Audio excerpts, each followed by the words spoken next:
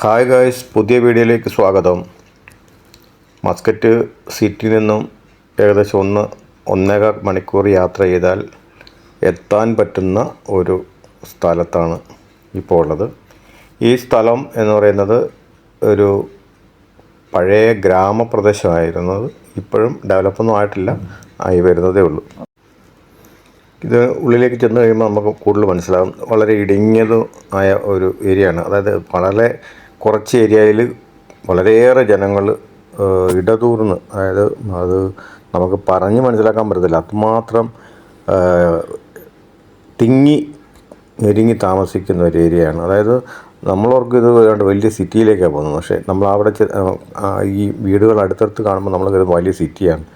അവിടെയുള്ള ജനങ്ങൾക്ക് ഇതിനേക്കാളും കൂടുതൽ വിശാലമായിട്ട് താമസിക്കാൻ ഉള്ള ഏരിയ മുഴുവനുള്ള സ്ഥലത്താണ്. അതിന് ചുറ്റും സ്ഥലം വെറുതെ കാലിയായിട്ട് കിടക്കുന്ന സ്ഥലത്താണ് ഇവരിങ്ങനെ തിങ്ങി ഞെരുങ്ങി താമസിക്കുന്നത് എന്നുള്ളതാണ്.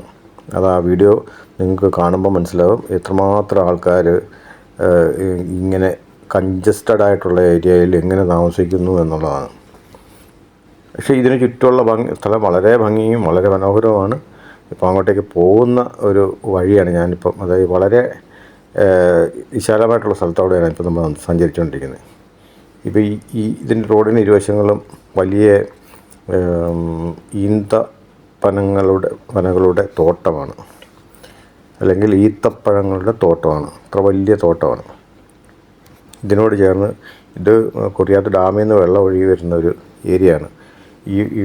അതായത് ഡാമിലെ വെള്ളം തുറന്ന് വിട്ട് കഴിഞ്ഞാൽ ഈ വഴിയാണ് ഈ വെള്ളം ഒഴുകി വരുന്നത്. അങ്ങനെയുള്ള ഒരു സ്ഥലത്തൂടെയാണ് നമ്മളിപ്പം യാത്ര ചെയ്യുന്നത്. വളരെ ഭംഗിയുള്ള, വളരെ കാണാൻ കൗതുകമുള്ള ഒരു സ്ഥലമാണ്. വലിയ ഒഴുക്കിലൊക്കെ ഇവിടെ ഈ അപകടങ്ങളൊക്കെ പണ്ട് ഒത്തിരി സംഭവിച്ചിട്ടുള്ള, വാഹനങ്ങളൊക്കെ ഒഴുകിപ്പോവുകയൊക്കെ ചെയ്തിട്ടുള്ള, ഒത്തിരി ഏറെ വാഹനങ്ങൾ ഒഴുകിപ്പോയി ഒത്തിരി ജീവൻ നഷ്ടപ്പെട്ടിട്ടുള്ളൊരു ഏരിയയാണ്. അങ്ങനത്തെ ഒരു വാതിൽ കൂടെയാണ് നമ്മളിപ്പം യാത്ര ചെയ്യുന്നത്. അതായത് ഇതിന് ക്രോസ് ചെയ്ത് വെള്ളം കയറിപ്പോവും, അങ്ങനെയാണ്. അപ്പോൾ ഇതിനപ്പുറത്ത് താമസിക്കുന്നവരൊക്കെ ഈ മഴയുള്ള സമയങ്ങളിലൊക്കെ അപ്പുറത്ത് കുടുങ്ങിപ്പോവും. അവർക്ക് പുറത്തേക്ക് വരാനൊന്നും പറ്റത്തില്ല. അങ്ങനെയുള്ളൊരു ഏരിയയാണ് ഇത്. ഇവിടേക്കൊക്കെ വളരെ റെയറായിട്ടാണ് ആൾക്കാർ യാത്ര ചെയ്യാറുള്ളത്. കാരണം വെച്ച് കഴിഞ്ഞാൽ അങ്ങനെ പോകാൻ പറ്റിയൊരു, പോകേണ്ടതായിട്ടുള്ളൊരു സ്ഥലമൊന്നും അല്ല.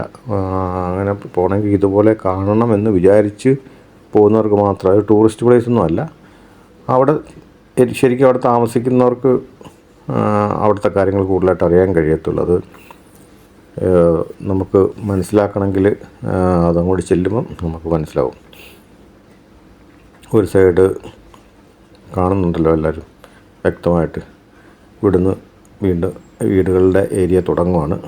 ഇവിടുന്ന് അങ്ങോട്ട് ചെന്ന് കഴിയുമ്പോഴത്തേക്കൊരു ഹോസ്പിറ്റലും കാര്യങ്ങളൊക്കെ ഇവിടെ ഉണ്ട്. പണ്ട് തൊട്ടേ ഇവിടെ ഈ ഹോസ്പിറ്റലുള്ളതാണ്, ഗവൺമെൻറ് ഹോസ്പിറ്റലാണ്. പക്ഷേ അന്നത്തെ സമയങ്ങളിൽ, അതായത് ഏകദേശം ഒരു 10-20 വർഷമൊക്കെ മുമ്പ് വരെ ഇവിടെ വൈദ്യുതി ഒന്നും എത്താതെ ഉള്ള സ്ഥലത്തൂടെയാണ് നമ്മളിപ്പോൾ യാത്ര ചെയ്യുന്നത്. അന്നൊക്കെ ഇവിടെ ഈ ഹോസ്പിറ്റലൊക്കെ പ്രവർത്തിച്ചിരുന്നത് ജനറേറ്റർ വെച്ചിട്ട്, കണ്ടിന്യൂ ആയിട്ട് ജനറേറ്റർ പ്രവർത്തിപ്പിച്ചുകൊണ്ടാണ്. ഹോസ്പിറ്റൽ എന്ന് പറയാൻ കഴിയില്ല, ക്ലിനിക്കാണ്.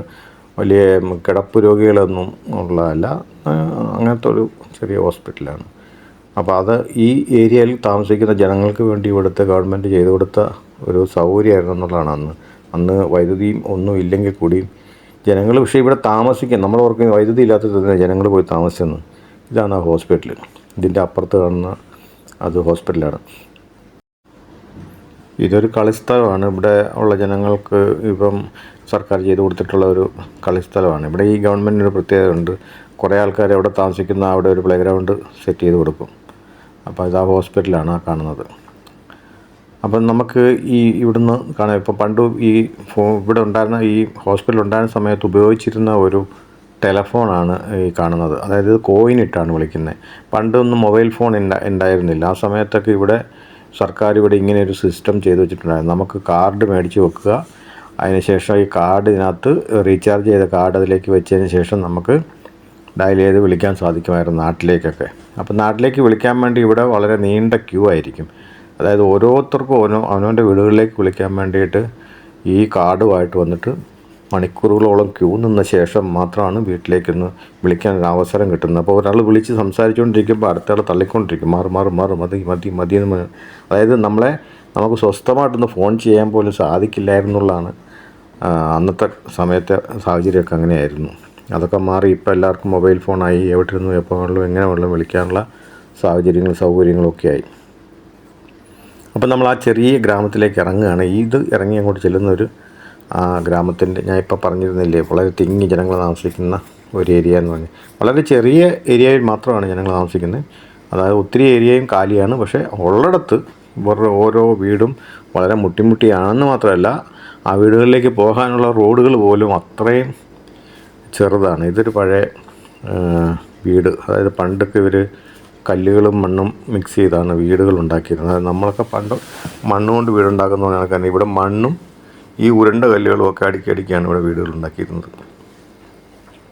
ഇപ്പോൾ വഴി വീതി തീരെയില്ല. എതിരെ ഒരു കാറ് വന്നു കഴിഞ്ഞാൽ നമ്മൾ സൈഡിൽ ഒതുക്കി നിർത്തിയാൽ മറ്റേ കാറ് പോകത്തുള്ളൂ. അത്രമാത്രം ഇടുങ്ങിയ ഒരു വഴിയാണ്. അപ്പോൾ ഇതാണ് പറഞ്ഞ സ്ഥലം. ഇതൊക്കെ പഴയ ബിൽഡിങ്ങുകളാണ്. ഇപ്പോൾ അതൊക്കെ പോയി. അവിടെയൊക്കെ ആൾക്കാരൊന്നും താമസിക്കാറൊന്നുമില്ല. എന്നാലും അതൊന്നും പൊളിച്ച് മാറ്റാത്തത് കൊണ്ട് തന്നെ, അതൊക്കെ പൊളിച്ച് മാറ്റിയാൽ തന്നെ കുറച്ച് ഇടയും കാര്യങ്ങളൊക്കെ ഉണ്ടാകുന്നുണ്ട് വീടുകളിലെല്ലാം. അതൊക്കെ എല്ലാ വീട്ടിലും വലിയ വലിയ വണ്ടികളുണ്ട് ഇപ്പം. പക്ഷേ ഉണ്ടായിട്ട് കാര്യമില്ല, ഇത് വെക്കാൻ സൗകര്യമില്ല. അതുപോലത്തെ ഇതാണ്, കണ്ടില്ലേ? ഇതാണ് ഞാൻ പറഞ്ഞ ഇടുങ്ങിയ ഈ ഗ്രാമം. ഈ ഗ്രാമത്തിൻ്റെ പേരൊന്നും എനിക്കറിയില്ല.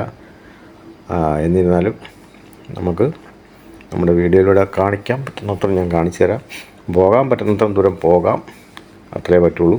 കാരണം ഇത് കുറച്ചങ്ങോട്ട് ചെന്ന് കഴിയുമ്പോഴത്തേക്ക് പിന്നെ ഭയങ്കരമായിട്ട് കൺജസ്റ്റഡാണ്, ബുദ്ധിമുട്ടാണ് പോകാൻ. പിന്നെ വഴി എവിടം വരെ ഉണ്ടെന്ന് നമുക്കറിയില്ല. നോക്കാം എവിടം വരെ പോകുന്നു. കണ്ടില്ലേ? ഇതാണ് ഈ ഗ്രാമം. പഴയ വീടുകളും പുതിയ വീടുകളും എല്ലാം അവിടെ മിക്സ് ചെയ്ത് സമ്മിശ്രമായിട്ടാണ് കിടക്കുന്നത്. ഇതെന്തോ ഹാളോ മറ്റാന്ന് തോന്നുന്നു, അതോ അങ്ങനെ എന്തോ ആണെന്ന് തോന്നുന്നത്. പല സംഭവങ്ങളും ഇവിടെയുണ്ട്. നേരത്തെ ഇവിടെ വർഷങ്ങൾക്ക് മുമ്പ് വന്ന ആൾക്കാർ താമസിക്കാനുള്ള കാരണം ഇവിടെ ജലസ്രോതസ്സാണ്. ഇവിടെ നന്നായിട്ട് വെള്ളം